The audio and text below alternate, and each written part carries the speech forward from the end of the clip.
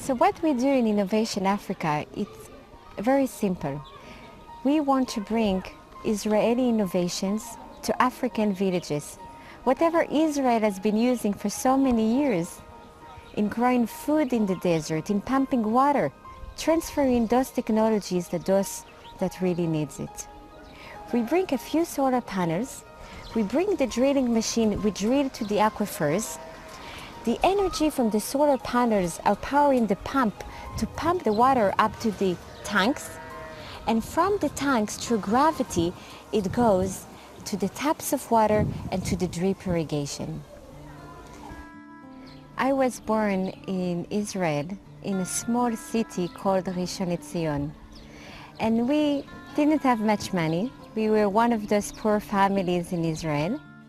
Sivan Yaari's view of poverty changed radically when she took her first trip to Africa at the age of 20. And that was the first time that I've seen real poverty. I was not really poor when I was young. My father didn't have money, but we did have shoes, a bed, electricity, a blanket. Those people don't have anything. People are spending their day looking for water. People are spending days looking and hours looking for wood so that they can cook. And then I realized after a while that maybe what they need is simply to bring them the infrastructure for them to have access to the water that exists. The water exists beneath their feet. What they need is a few solar panels so that we can pump the water. And I went then and got my master's in energy from Columbia University, and while I was a student, I founded Innovation Africa.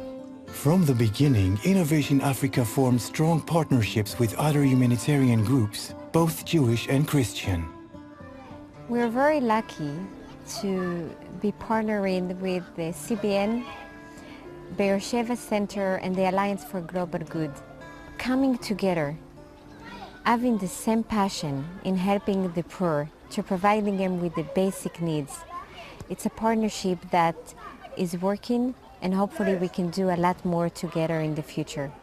To drill wells in Senegal and the Democratic Republic of Congo, Innovation Africa teamed up with CBN, an NGO that drilled more than 200 wells in sub-Saharan Africa in 2015 and provided clean water for nearly 200,000 people.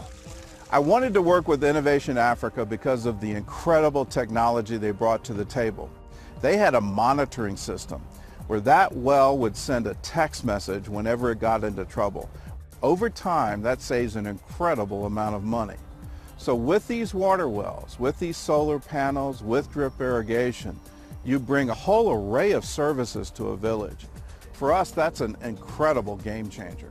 What we are doing in each water project, we bring a monitoring box that measure the total amount of energy being produced by the solar panel and the total amount of water being pumped by the solar pump, and also the water that goes for irrigation.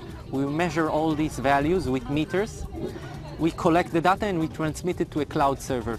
I'm building a platform which enables regional managers to know what's going on, because they are the one who needs to maintain the project and fix if something is broken. If you log in, you see an alert, a red or an orange alert, it depends, that tells them what we think happened. From the solar panels to the monitoring system to the drip irrigation in the fields, the technology is all made in Israel. Once you're exposed to a need, you know what is the way. You start thinking of a way. They say when there is a need, there is a way. Well, I was an electrical engineer who was working for Israeli utility company and Intel. I wasn't aware of these needs, but once I was exposed to them by Innovation Africa, I understood that maybe we can build a tool to help them scale up. By having access now to water, not only they can drink, but by using the drip irrigation, we can grow more food with less water. When we installed the drip irrigation, The yield of our crops has increased. The onion harvest has doubled, and the work is much easier for the women in the village. Before we had water, many of them got sick from the workload. I'm a professional mason, but I had no steady work and no regular income. I have to feed my family every day, but it was very difficult. Sometimes, all I could buy for my family was a bag of rice. But the Lord never abandons His children. I decided to join this project, and after the first harvest, I had $70. The people who started this project have brought us life. They found us in a state of extreme poverty. We had nothing. We pray every day for you because you've brought life to us. Sometimes, after just 1 month of work, we can harvest and sell our products. We also have drinking water, thanks to the drilling. This project came to us to make life easier. This village is very poor, so this project is a great blessing for us. We are confident that one day the whole village will be developed, thanks to the project. In every village, the goal is to empower women and help them feed their families. It's not easy to be an African woman. Unfortunately, what we are seeing in the villages is that children, especially girls and mothers, are spending hours a day to look for water. My heart goes to those women who have to take care of their home, of their children, of their families. And it breaks my heart where I see that sometimes they're not capable to do so because they cannot find the water. How are they responding to their kids by saying, I'm sorry, I can't provide you today? So when you give access to water to women, you empower them. You give them back their integrity to be able to take care of their children. I am raising my 7 grandchildren. I was battling to feed them. You know how hard it is. The children go to school, but it takes a lot of money to buy books and supplies so they can study. Sometimes I was forced to take loans to pay for everything. Now that I joined the project, I do some gardening to support myself. I sell some of the crops and the rest are for my family. Every day I can sell enough to make 5,000 francs, and this helps me feed the children and pay for their school. Then you go back to the village after a few months and you see how much food they are able to grow. They are healthier. The water is clean. And once you give them access to clean water, good water, they have more time. The second thing that you're seeing immediately is how many more children are going to school, especially girls. You go back to primary school and you see it's full house. It's incredible how much we can do in changing the lives of so many people just by providing them a few solar panels to allow them to have access to the water that it's theirs. God gave them the water and God gave them the sun. And from here on, there is no limits of what can be done. Throughout Africa, solar power from Innovation Africa is fueling a variety of other businesses, all designed to help women earn a living. Something that is incredible in the villages is that they do not have shoes, they do not have food, but they do have cell phones. But in most of the villages, there is no access to energy. There is no electricity. So one of the businesses that we've been operating is having a small cell phone charging stations where now people can come to the church or to the facilities, charge their phones, and the Women Association and the church can then generate money enough to support the project, because they're going to need money to replace the light bulbs, they need money to replace the batteries. So by having an ongoing business that allows them to generate the income that they need, we can make sure that the project is sustainable. In the village of Soma, Senegal, the sun also powers this sewing center, where women can earn money as dressmakers.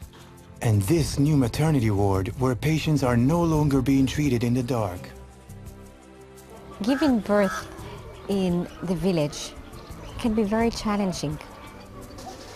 And when it comes your time and it's in the dark, you have to give birth in the dark.